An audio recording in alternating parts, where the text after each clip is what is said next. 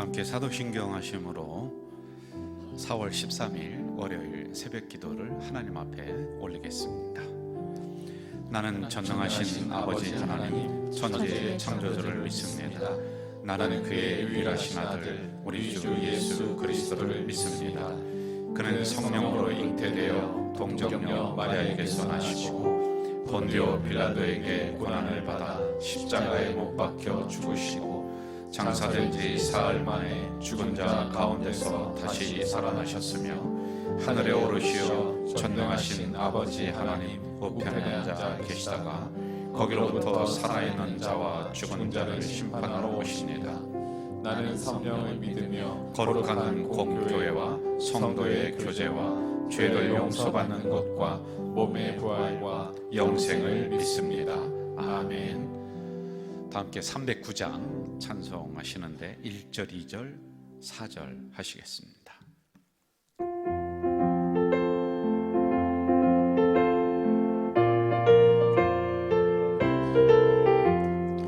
마른 내 영혼 주가 힘이 허락한 그 귀한 영생수 주여 갈망합니다. 그 약속 따라서 힘써 간구하오니 오 주여 내 기도 어서 들어주소서. 예수의 사랑 예수의 사랑 바다 물결같이 내게 희망이 영광의 물결에 온전히 쌓여서 내 영혼의 기쁨 한량없도다. 주 내게 약속한 큰비 내려주시려 은혜의 저물은 건너편에 떠올라 그 귀한 징조가 내게 밝히오니 나 힘을 다하여 주께 간구합니다. 예수의 사랑 예수의 사랑 바다 물결같이 내게 희망이 영광의 물결에 온전히 쌓여서 내 영혼의 기쁨 한량없도다. 그 차고 넘치는 주의 은혜의 물결 힘차게 밀려와 내게 만족합니다. 오 할렐루야로 주를 찬송하오니 내 맘의 기쁨이 항상 충만함이라. 예수의 사랑 예수의 사랑 바다 물결같이 내게 희망이 영광의 물결에 온전히 쌓여서 내 영혼의 기쁨 한량없도다. 이 새벽에 저와 함께 세 가지 기도 제목으로 간절하게 기도하겠습니다. 첫째는 부활의 소망을 가지고 살아가는 우리 가좌 공동체가 될 수 있도록 기도하시고요. 그리고 두 번째는 부활의 새로운 역사가 일어나는 우리 대한민국, 그리고 세 번째는 경제의 부활도 더불어서 일어나는 우리 대한민국이 될 수 있도록 우리 기도 제목을 가지고 함께 통성으로 기도하겠습니다. 부활의 소망을 가지고 살아가는 우리 가족 공동체 식구들이 다 될 수 있도록 주여 도와 주시옵소서. 우리는 십자가를 통과해서 부활로 나아갑니다. 삶의 현장 속에서 무덤문이 열리게 하시고 어둠이 물러가게 하시고, 그래서 부활의 놀라운 역사가 우리 성도들 가정에, 그리고 성도들 기업에 일어날 수 있도록 주여 도와 주시옵소서. 부활의 새로운 역사가 일어난 대한민국 경제의 부활도 일어나게 하시고, 수많은 백성들의 마음이 다시 한번 희망으로 나아가는 귀한 부활의 은혜가 이 대한민국에 임할 수 있도록 주여 도와 주시옵소서. 전능하신 아버지 하나님, 간절히 기도합니다. 이번 사태로 말미암아서 백성들에게 가운데 있는 어둠이 물러가게 하시고, 그리고 이들에게 있는 불안과 두려움이 물러가는 은혜를 내려 주시옵소서. 오히려 위기가 기회가 될 수 있는 은총을 주시옵소서. 오늘 이 새벽에도 연약한 자들을 깨우셔서 말씀을 주시오니 이 종의 입술을 주장하시고, 말씀을 받는 우리 가족 공동체 성도들 마음이 아멘으로 이 말씀을 받을 수 있도록 주님 인도해 주시옵소서. 예수님의 이름으로 기도하옵나이다. 아멘. 오늘 우리에게 주시는 하나님의 말씀은 신명기 1장 29절에서 33절까지 봅니다. 신명기 1장 29절에서 33절까지 제가 가진 구약 성경 260쪽에 있습니다. 우리 한 절씩 교독하도록 하겠습니다. 내가 너희에게 말하기를 그들을 무서워하지 말라, 두려워하지 말라. 너희보다 먼저 가시는 너희의 하나님 여호와께서 애굽에서 너희를 위하여 너희 목전에서 모든 일을 행하신 것 같이 이제도 너희를 위하여 싸우실 것이며 광야에서도 너희가 당하였거니와 사람이 자기의 아들을 안는 것 같이 너희의 하나님 여호와께서 너희가 걸어온 길에서 너희를 안으사 이곳까지 이르게 하셨느니라 하나. 이 일에 너희가 너희의 하나님 여호와를 믿지 아니하였도다. 33절 우리 합독하겠습니다. 그는 너희보다 먼저 그 길을 가시며 장막 칠 곳을 찾으시고 밤에는 불로 낮에는 구름으로 너희가 갈 길을 지시하신 자이시니라. 아멘. 이번 주도 영상으로 새벽 기도회를 제가 계속 인도를 하도록 하겠습니다.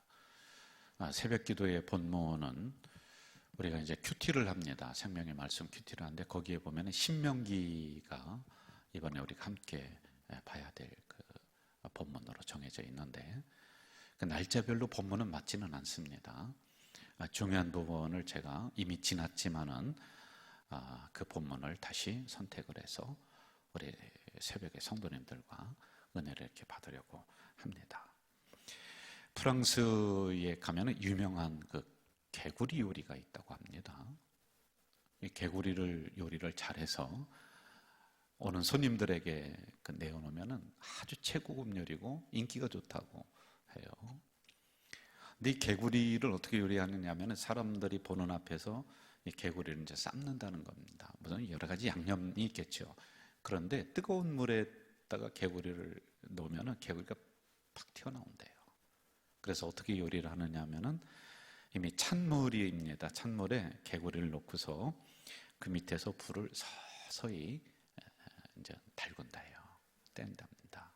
그러면은 물이 갑자기 뜨거워지는 것이 아니라 조금씩 뜨거워지면서 이 개구리가 거기에 적응을 한다는 거예요.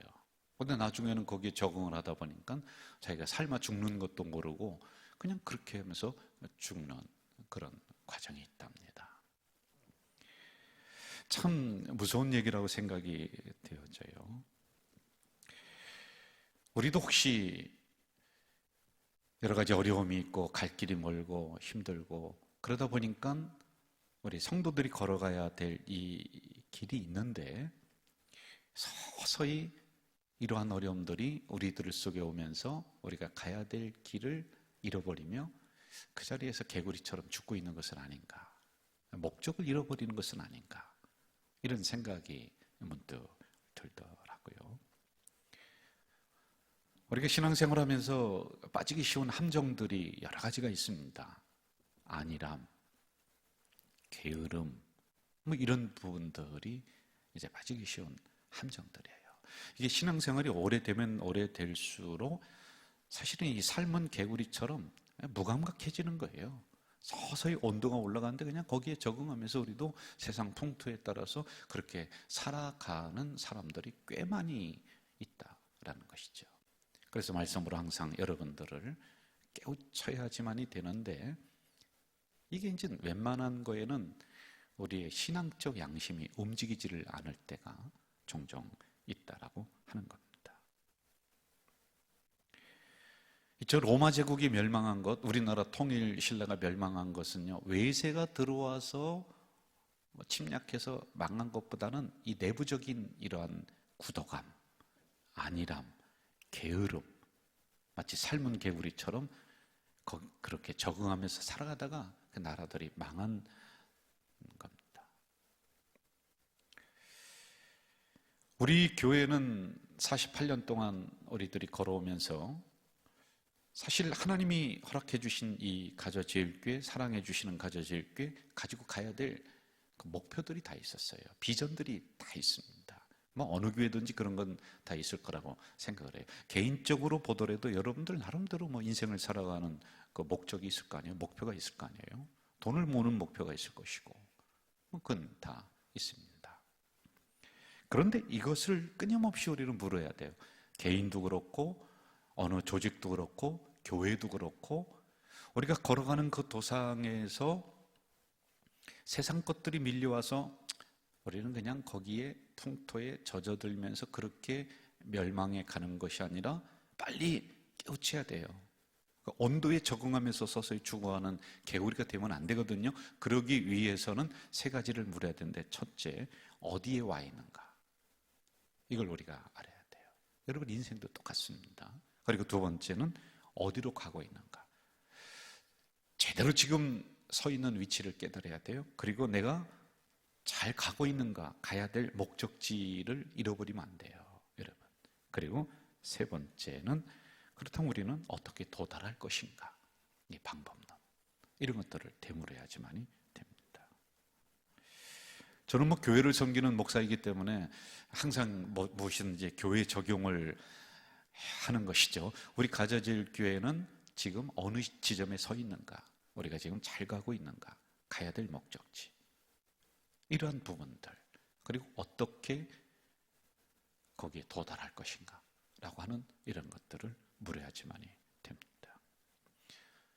그것이 우리가 항상 이야기했듯이 우리 교회는 건강한가, 우리 교회는 좋은 교회인가, 이러한 것들을 이제 우리 성도들과 같이 이야기하고 꿈꾸는 가자 이루시는 하나님 5555 이게 가야 될 비전, 목표, 이런 거 항상 이제 이야기했듯이 그런 부분들을 다시 한번 정확하게 살피고 또 정확하게 우리가 걸어가고 있는가를 되물어야지만이 된다라고 하는 겁니다. 저는 이제 오늘 본문에 그런 사람을 하나 만나게 됩니다. 가야 될 목표를 잃어버리지 않고 꾸준하게 걸어가는 이 모세를 이제 발견하게 되는 것이죠. 사실 모세뿐만이 아니라 보면은 거기 지도자인 여호수아, 갈렙 이런 인물들이 굉장히 많이 있는데, 제가 이런 인물들을 이렇게 살피면서 특별한 사람들이 아니다, 이 생각이 들더란 말이에요. 모세만 해도 여러분 얼마나 단점이 많은 사람입니까? 그럼에도 불구하고 하나님은 그를 부르시고 그에게 가야 될 목적지를 딱 지시를 해주는 겁니다. 저는 그분을 연구하면서 좀 잘난 사람 뽑고 대단한 사람 뽑고 리더십이 그냥 탁월한 사람 뽑아서 그렇게 가나안이라고 하는 목표를 딱 주면은 좋겠는데, 그런데 그게 아니에요.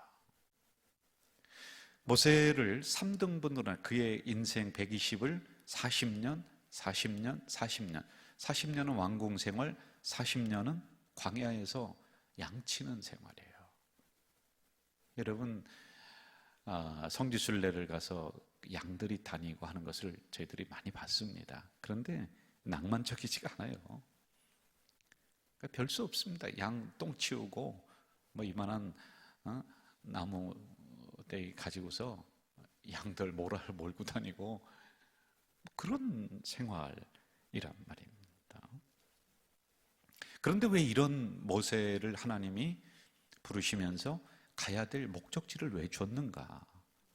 왜 대단하지도 않은 사람을 이렇게 불렀는가? 저는 이걸 묵상을 하다가 문득 깨달은 게 뭐냐 하면은, 야, 너도 할 수 있어. 당신도 할 수 있어. 우리도 할 수 있구나. 이걸 하나님이 우리에게 들려주시는 것 같아요. 성경에 대단한 사람을 내세워서가 아니라 실패자이고 그렇게 특출난 사람이 아니고, 그러면서 오늘 그 말씀을 보는 우리 성도들에게 또는 저에게, 야, 너도 괜찮은 사람이야. 너도 인생의 목표 세우고 그걸 위해 달려갈 수 있고 그리고 그것을 이룰 수 있는 사람이야 라고 이렇게 우리에게 말씀을 해주고 있는 것 같단 말입니다.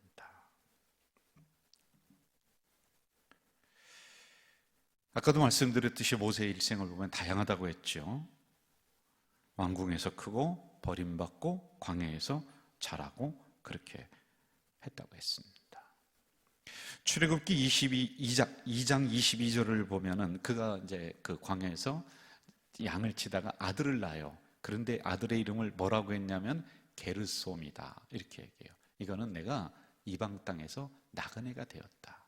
그러니까 비전이 없었던, 꿈이 없었던 사람. 그에게 있는 꿈이라면은 어떻게든지 양 잘 키우는 것. 그러니까 조금 더 우리가 깊이 생각하면 다시 과거인 왕궁으로 돌아가서 그 영화를 어떻게 누릴까 그 정도는 우리가 생각을 할 수가 있을 것 같습니다. 그런데 그런 그에게 출애굽기 3장에 보면은 애굽인의 손에서 이스라엘 백성들을 건져내고 아름답고 젖과 꿀이 흐르는 가나안 땅으로 가라 이렇게 이제 목표를 주고 목적을 딱 줍니다.